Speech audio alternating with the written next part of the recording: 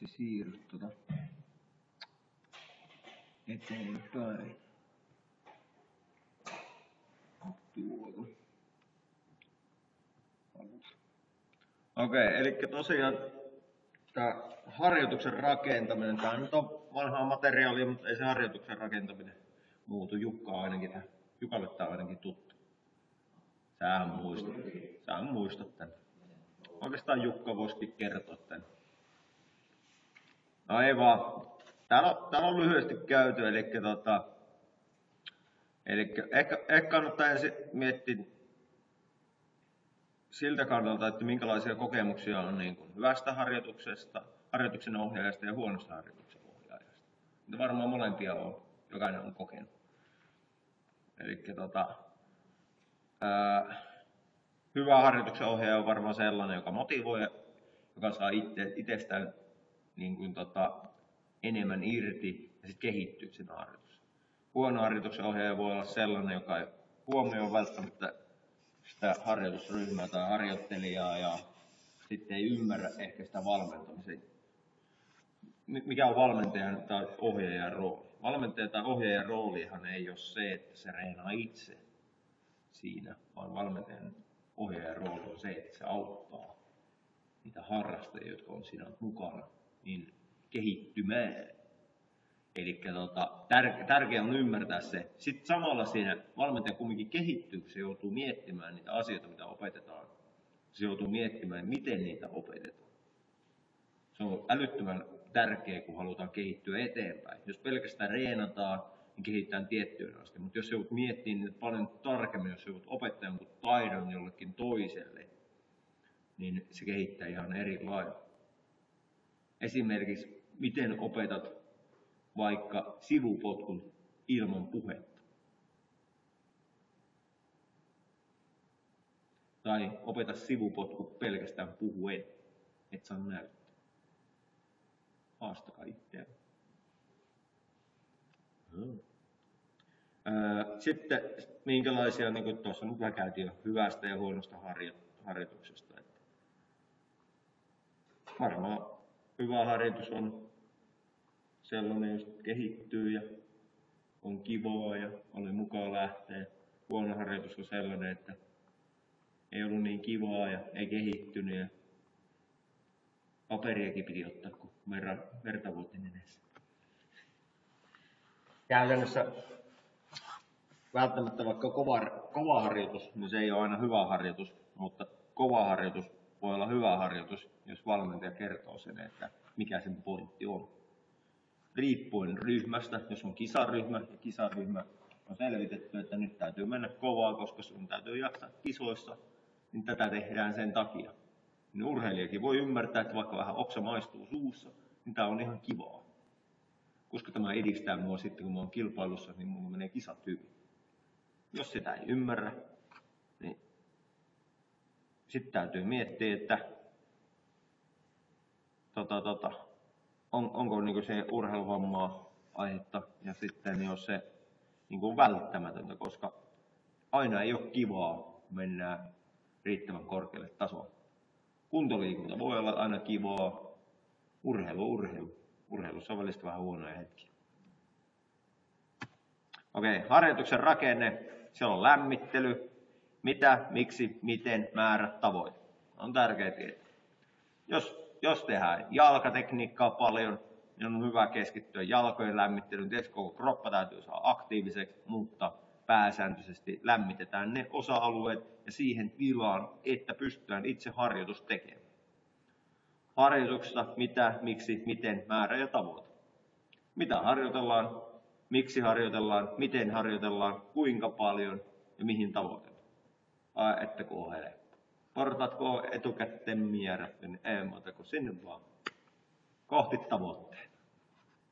Sitten jos vähän seuraakin vielä sitä, että kehittyykö se oikeasti silleen. Sitten mä itsekin kehittyy. Jäähdyttely, mitä, miksi, miten, määrä ja tavoite. Eli miten jäähytellään, miksi jäähytellään, miten määrällisesti, miten pitkään esimerkiksi kestää, mikä sen tavoite. Herättääkö mitä ajatuksia? Rebekka on ihan liekässä. Hyvä.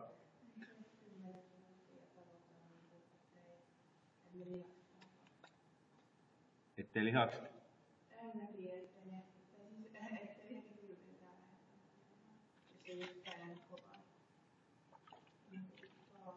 Mitäs? No, tässä varmaan tulee itse asiassa tuleekin jäähdyttelystä, mutta niin, joo, lihakset palautetaan niin sanottuun lepotilaan, eli kroppakin muutenkin palautetaan hermostollisesti. Jos te olette tehneet tosi intensiivisen treenin ja tosi paljon niin kovia suoritteita, niin illalla menee tosi pitkään ennen kuin se elimistö palautuu.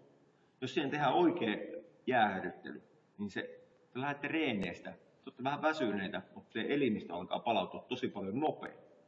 Jos se reeni loppuu kotiin ja autossa 15 minuuttia, vähän ruokaa, sohvalle 3 tuntia.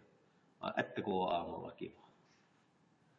Voi olla jo yölläkin pienten pohjarampien säestä. Eli sen takia se on tärkeä. Ja lämmittely ja jäähdyttely täytyy sisällyttää itse reeniin. Yksikään meidänkään harrastaja ei varmasti voi siellä yksin tehdä kotona sen jäähdyttelyyn. Mutta jos sitä ei ole reeneissä, niin sitä ei tule tapahtumaan. Todella tärkeää. Alkulämmittely, valmistautuminen liikuntasuoritukseen. Alkulämmittely ja valmistautuminen liikuntasuoritukseen. Eli alkulämmittelyssä valmistellaan keho ja psyyke tulevaan harjoitukseen.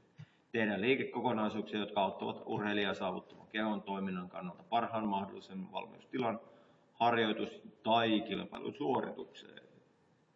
Huolellinen alkulämmittely ehkäisee tehokkaasti loukkaantumisia. Alkulämmittely on aina osana harjoittelua. Lepotilassa lihaksen verenkierto on matalampaa ja suurin osa lihasten hiussuonista on kiinni. Lämmittelyvaiheessa lisääntyvä lihastyö avaa lihaksissa olevat hiussuonet ja pysyvät auki ja verenkierto lisääntyy. Eli tosiaan se lämmittely avaa, me saadaan happea enemmän sinne lihaksiin, me saadaan kehon lämpötilaa nostettua, jolloin meidän venyvyys, liikkuvuus paranee. Jos te kylmintään lähdette 30 asteen pakkasesta, lähdette potkimaan kirvespotkuja suoraan rintakehän korkeudelta, lähdette vetämään alaspäin, niin saattaa pikkasen ahdistaa. Noin pari minuuttia joutuu lämmittelemään. Riippuen iästä tietysti. Mitä enemmän tulee ikää, sitä tärkeämmäksi lämmittelynkin määrä nousee. Mutta miksi sitä opetellaan jo lapsesta pitäen, niin on syy se, että me totutaan siihen, että lämmittely kuuluu osana harjoitukseen. Me alkulämmittelyn aikana voidaan tehdä jo lajisuoritteita. Alkulämmittely ei saa olla irrallinen asia, vaan alkulämmittelyn täytyy kuulua kiinteästi siihen harjoitteluun. Eli ne pitää olla yksi yhdessä, koska alkulämmittely, jos se kestää 15 minuuttia, niin tehdään tosi paljon vuosien aikana. Niin se täytyy jotenkin kehittää meidän toimintaa. Jos me halutaan olla parempia vaikka meidän lajissa, niin se on hyvä huomio. On se sitten yleistaitavuutta, taitotikkaiden harjoittelua tai jotain muuta. Me halutaan, että meidän koordinaatiotaito on parempaa, meidän kimmoisuus on parempaa. Siellä voi olla monenlaista. Tuosta tulee tuosta alkulämmittelystä vähän tarkempikin semmoinen ohjeistus. Tuossa tuli tuo lämpötilan nousu. Tehostunut verenkierron ansiosta lihakset saavat enemmän happea, energiaa, hormoneita sekä kuona-aineet poistuvat lihaksesta. Esim. Maitohappo. Nämä yhdessä parantaa lihaksen suorituskykyä ja palautumiskykyä. Sen takia esimerkiksi Cooperi alkujuoksussa, ja sen takia jos Cooperikin lähtee juoksemaan, olisi hyvä juosta muutama lenkki. Saa sen elimistön käynnin, koska yleensä ottaen siinä 2-3 minuutin kohdalla on semmoinen hetki, että ei oli kiinnostunut. Sitten se yleensä helpottuu. Alkulämmittelysuunnittelu. Eli tässä lukee, että 6 vaiheen kautta, mutta mä yleensä teen 7 vaiheen kautta edellä johtuen siitä, että nivelten pyörittely on aika tärkeä. Eli haetaan ennen kuin lähdetään juoksemaan, hölkkäämään, tekemään yhtään mitään, niin nivelet on hyvä pyöritellä auki. Jos sillä on jotain peilua tai vammaa tuntuu tai kipua tai kiristystä, me huomataan siitä. Jos me lähdetään juoksemaan, meillä on 7 kertaa oma massa siinä nilkan polven alueella. Oho, mikäs siellä napsahti poikki? Eturisti sinäkö se jää tuon matkan? Sitten tuli sitten pikkuinen projekti. On muuten pikkasen tylsempää sitten hetken aikaa. Eli tosi tärkeä. Dynaaminen liikkuvuus. Dynaamista liikkuvuutta, mitä tehdään polven nostoja. Se voi olla pitkiä askeleita, pieniä joustoja. Haetaan sitä. Keskivartalon tukilihasten aktivointi. Käytännössä keskivartalon tukilihasten aktivointia voidaan tehdä esimerkiksi mittarimatolla, T-kierrolla. Ihan peruspotkuilla, hallitulla, jalan nostoilla. Pidetään vaan keskivartalon tukilihakset koreen niin kuin tiukkana. Alarajojen lihasten aktivointi. Siellä voi olla sitä syväpumppausta, haetaan niin kyykkyä tai vastaavaa. Lihasten reaktiivista aktivointia. Tarkoitan käytännössä sitä, että jalat saattaa tehdä tosi terävää ja sitten muuttuu se koko niin kuin,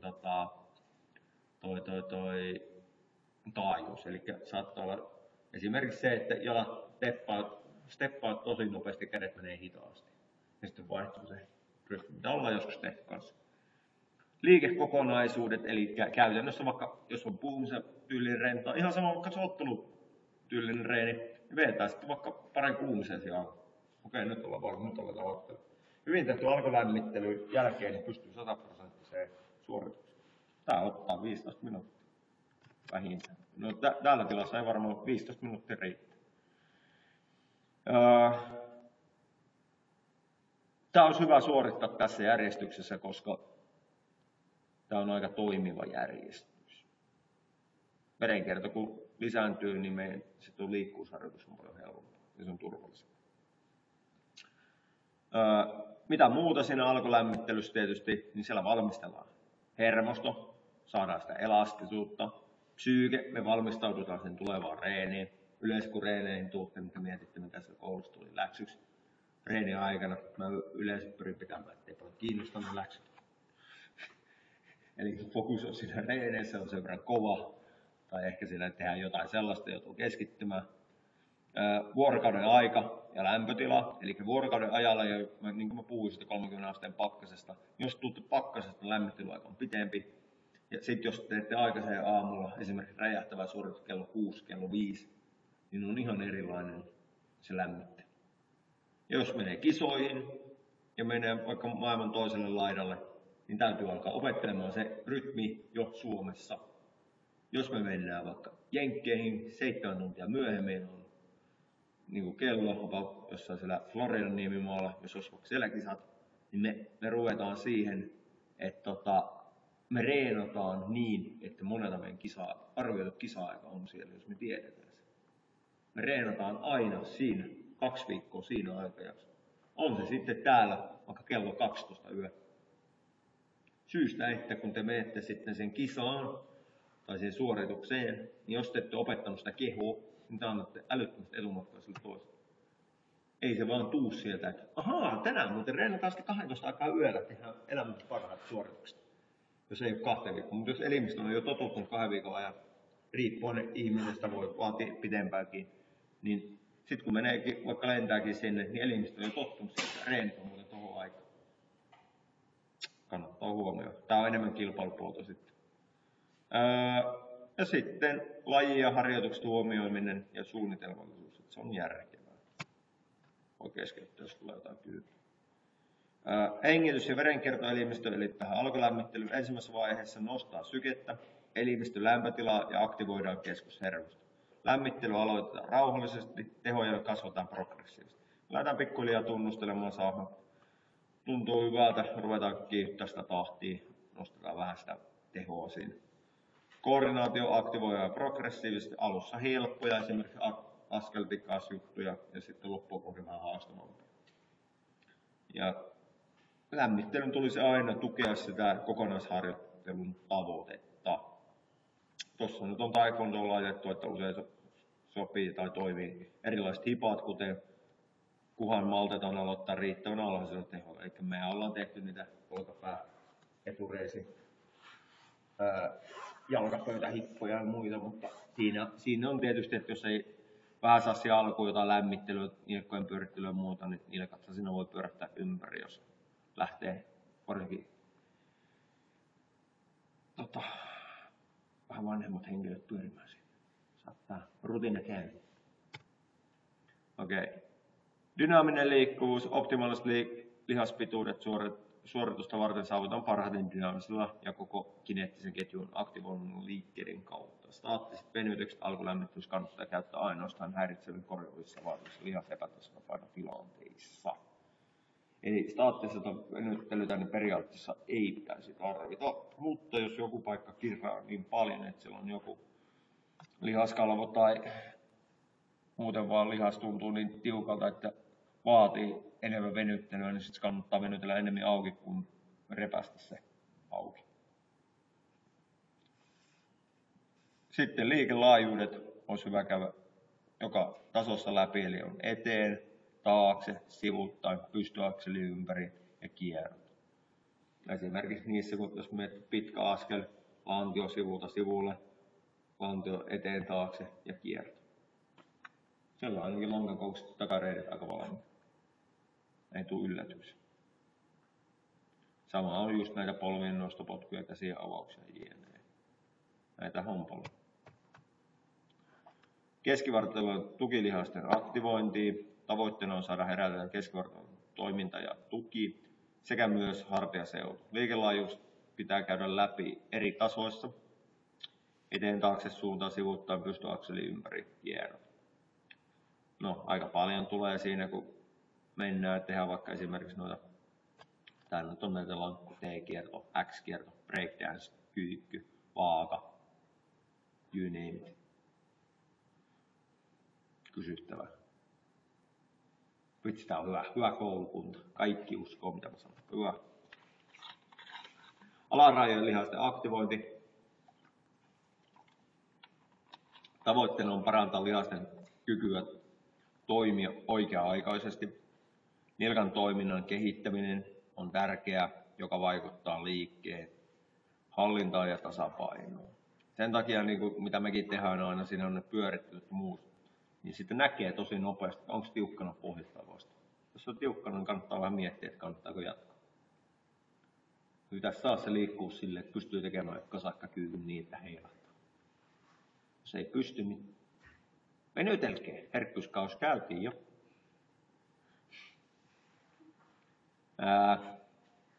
Täällä on näitä jalankurotuksia, lonkapyöritykset, hallitut potkutekniikat. Reaktiivisesta aktivoinnista.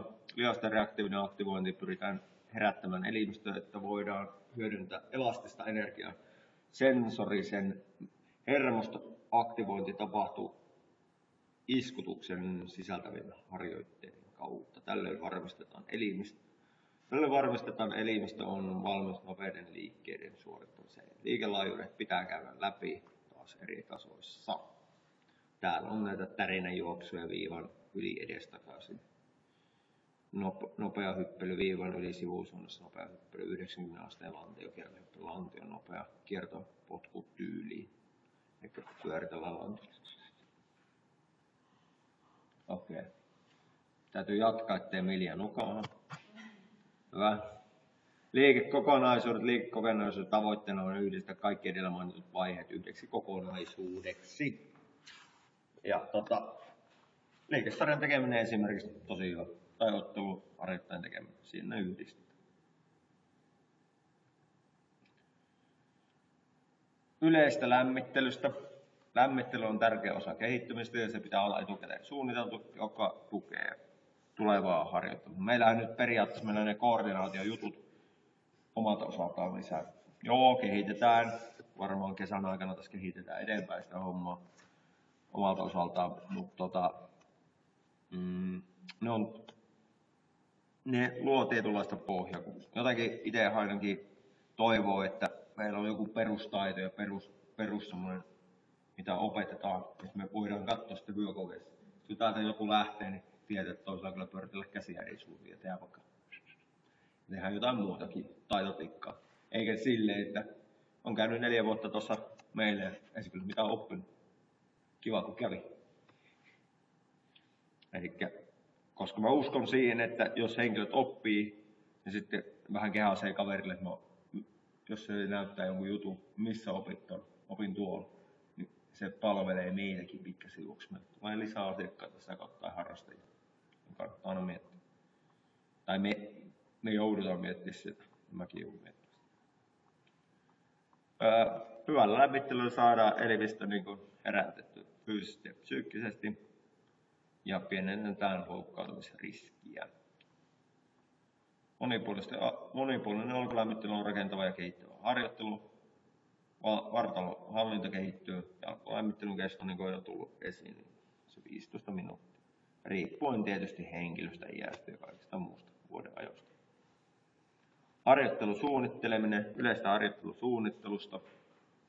Harjoittelusuunnittelussa on tärkeää huomioida urheilijan ikä, sukupuoli, tavoitteet sekä olemassa olevat resurssit.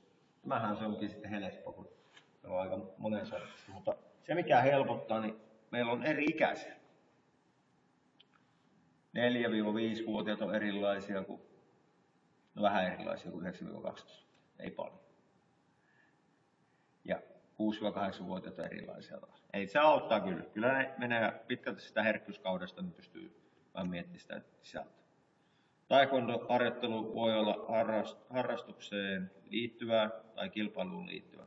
Nämä vaikuttavat harjoituksen sisältöön. Eli periaatteessa kilpailuryhmäreenit voivat olla, niin kuin sanotaanko, enemmän tavoitepainotteisia, kun taas perusharrastajareenit, se kun on silleen ehkä tärkein asia on se, että henkilöt kumminkin kehittyy, että ne pystyy edistymään siinä omassa lajissaan, mutta se ei ole välttämättä se, niin kuin se one and only juttu, eli elämän ainoa tärkeä asia. Eli sekin täytyy ymmärtää. Vyökauden määräykset määrittävät, mitä taitoja ominaisuuksia harrastetaan, ne pitää opettaja harjoitella. Ja käytännössä siinä mielessä määrittelee ne, että ilman niitä niin ei pääse vyökokeeseen, jos niitä ei osaa, niin ei pääse vyökoettaan läpi. Kilpailusäännöt taas omalta osaltaan määrittää ottelussa ja liikesarjat, mitä taitoja ja ominaisuuksia urheilija pitää opettaja harjoitella. Eli liikesarjassa esimerkiksi on tietyt liikkeet, liikekokonaisuudet, ne pitää tehdä tietyllä rytmillä ja voimalla ja tiettyyn korkeuksiin ja tietyt kulmat ja muut pitää olla niin kuin raajoissa tehdessään, niin jos niitä ei ole, niitä taitoja ei ole, eikä niitä ominaisuuksia ole, niin pitää harjoitella, ja jos sillä aikoo menestyä. Tietysti kilpailemaan voi mennä hyvinkin puutteellisin taidoin ja ominaisuuksia. Ei se vaadi sitä. Jos on vaan tarpeeksi hullu, niin aina kilpailemaan voi mennä. Herkkyyskaudet huomioitava harjoittelussa. Nuorilla kannattaa painottaa enemmän ominaisuuksien harjoittelua. Harjoittelun kesto noin tunti, lapsilla vähemmän, aikuisilla enemmän. Kun lisää lämmittelyn ja jäähdyttelyn harjoitukseen. Harjoituksen alussa tehdään koordinaatiota enemmän kuormittavammat harjoitukset ja harjoituksen edetessä siirrytään helpommin harjoituksiin. Tämäkin käytiin. Sitten tässä on tämä esimerkkiharjoitus, eli tästä taekwondosta, jos ajatellaan, niin on aloitus, eli muotoon järjestäytyminen, tervehtiminen, tutut aloitusrutiinit, tulevan harjoituksen läpikäynti ja urheilijan motivointi tai harrastajan motivointi, ihan kumpi vaan. Sitten esimerkkiharjoitus, alkuverryttely, aktivoiva verryttely, joka vaatii keskittymistä, lajia tukea verryttely. Harjoitusosa, uuden asian ja keskeisten harjoitteiden tekeminen, notkeus, tasapaino-osat, notkeus ja taito-osat, voima-osat, kestävyysosat, taito-osiossa kannattaa myös kerrata vanhoja taitoja. Vitsi, kyllä se opettaja on olemaan helppoa, kun kaikki hyväksyy kaikki. Enkä ole edes siellä norsunluutornissa enää. Harjoituksen suunnitteleminen harjoituksen lopussa, eli lapsilla leikit, kilpailut, aikuisilla harjoituskauden mukaan esimerkiksi lihaskuntoliikkeet tai kestävyysharjoitukset. Mehän ollaan otettu nyt lihaskuntoliikkeet ja lapsilla on ollut näitä leikkejä, jonkun verran lihaskuntoliikkeitä. Aika on tietysti rajallisesti, mutta tärkeää on katsoa vaan, että kumminkin saadaan liikkumaan ja että ne nauttii siitä. Sitten loppuu jäähdyttely ja palauttava verryttely.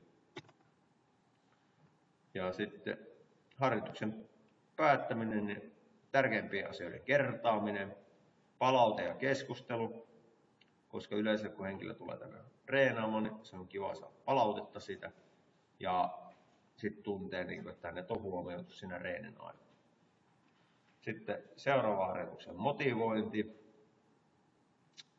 tiedottaminen, sitten on ihan perusmietiskely. Nämä mietiskelyt nyt on ainakin itse ottanut alkuun, mutta voisi olla ihan loppuunkin hyvä päättää siitä. Ja sitten on harjoitusmerkintöjen merkkaaminen. Ja sitten Kraanin-maljana tässä viimeisenä, eli harjoitteluohjelmisen seuraavat asiat ovat tärkeitä. Suunnittele, innosta, motivoi, keskity, kuuntele, anna palautetta, hymyile, palaudu. Eli tärkeää on myös, että ohjaaja jaksaa ja silloin kun ohjaaja jaksaa, niin sitten jaksaa harrastaa.